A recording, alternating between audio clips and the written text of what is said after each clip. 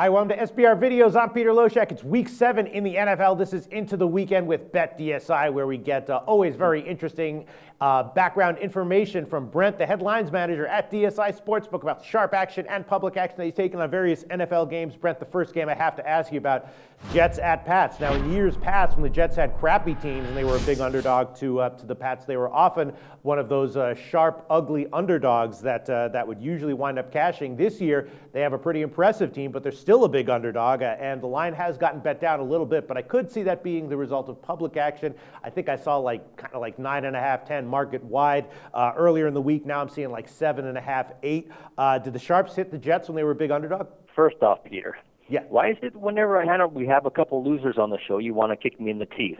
Last week, the NFL went 5-1, and you don't want to say a word about it? Is this what I'm getting here? Hey, congratulations to the Sharps. I'm sure the Sharps do win long term. Was last week. I just want to see if you're paying attention, Peter. That's all.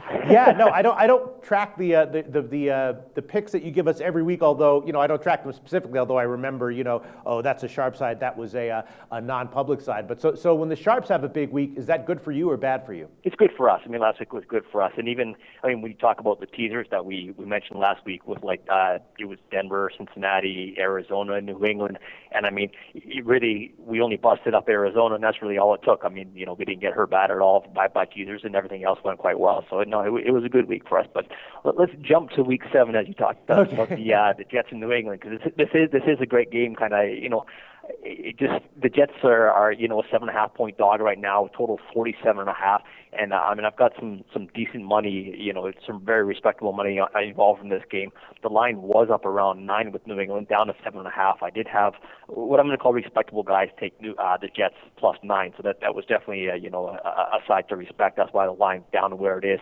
I mean, it's interesting because you've got New England at 5-0, the Jets at 4-1, and of course New England's offense is so good, the Jets' defense is so good. So it's really quite interesting.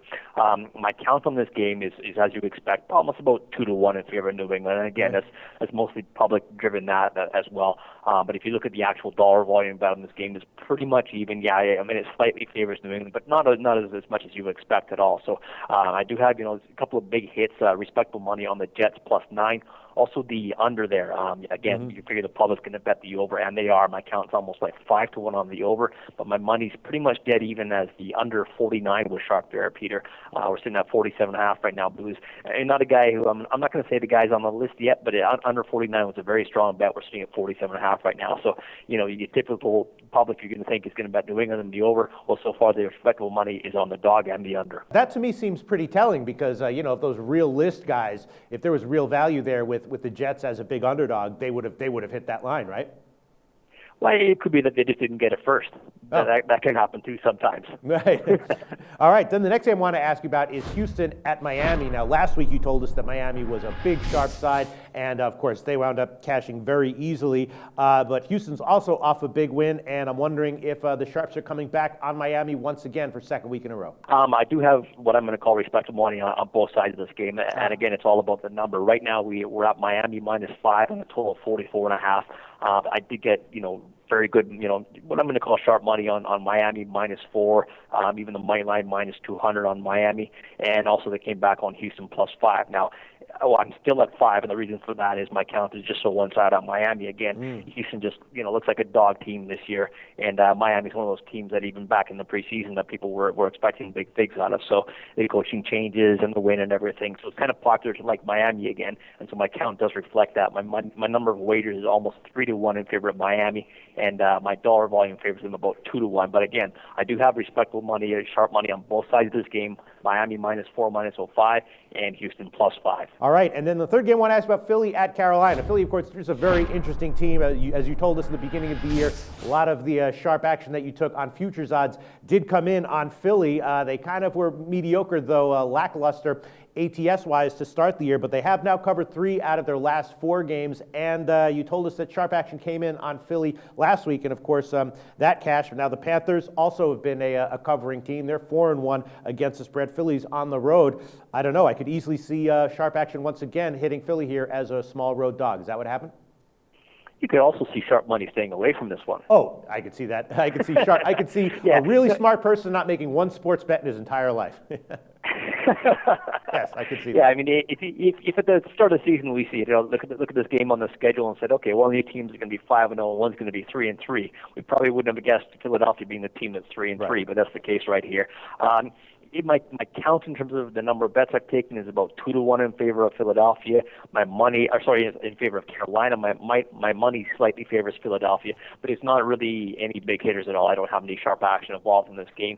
The total, we have a count favoring the over, which is no surprise. We're down to 45.5.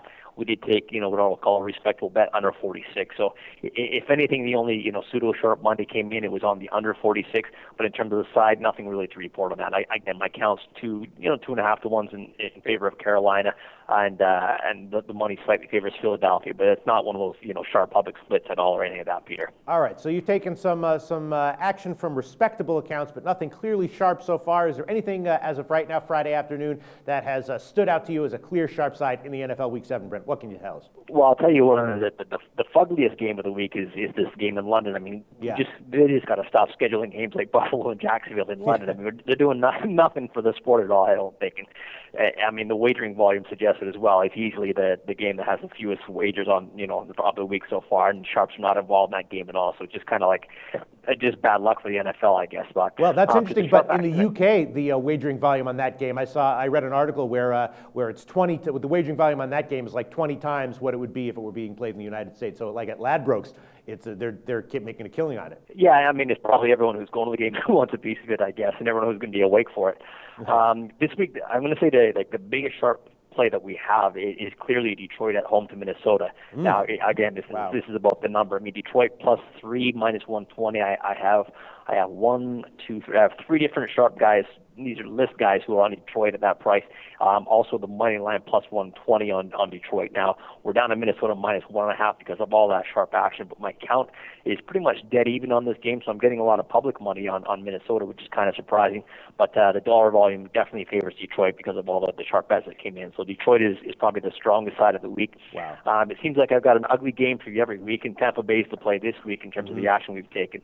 I've got a couple of different sharps on Tampa Bay. Now, again, it was Tampa Bay +4 and Tampa Bay +3.5. We're sitting at Washington -3, -20, -25 right now. So Tampa Bay's at Washington, but the road dog +4, +3.5 was sharp.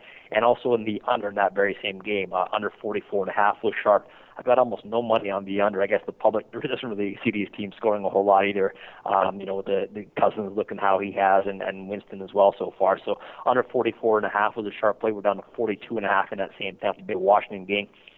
Monday night, I've got the side and the total being sharp. The dog Baltimore at Arizona. Baltimore +9 was sharp, and the under 49 as well. Now we're sitting at 48 right now, again, because of the sharp action that I did take on the under 49. In terms of the count on that game, I've got about, what are we looking at, almost 4-1 in favor of Arizona. So that's one of those definite public sharp splits where the public is on Arizona laying the high price. We're down to 8 right now, but Baltimore +9 was definite sharp. Just touching on a couple of pseudo sharps. We'll say that the Jets +9, as we touched on already. New England, the Jets under, that was what we'll call a pseudo sharp.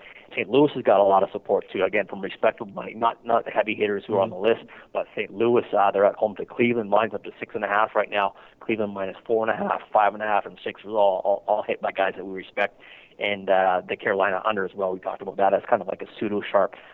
We should go over teasers, and this is one of those weeks which is quite interesting. You say the only real teaser sides that I have that are one-sided is Atlanta, who's at Tennessee. So not really a big surprise there. Tennessee's not an attractive team, but Atlanta's getting a ton of action on the teasers part, I think that. And San Diego, who's at home to Oakland as well. Again, people don't like to bet on Oakland, so they're throwing it at San Diego right now. But Atlanta and San Diego are the only two teams that are really teaser favorites, and the reason for that. Pretty simple. We got Cincinnati 6-0 on the bye, Denver 6-0 on the bye, and Green Bay 6-0 on the bye. So those three teams are usually the ones who get all the teaser action, and they're sitting out this week. So teaser action not as big as it used to be. Only two real public favorite sides, Atlanta and San Diego. Peter. Brent from BetDSI, awesome information as always. Thanks so much. Talk to you again next week for Week 8.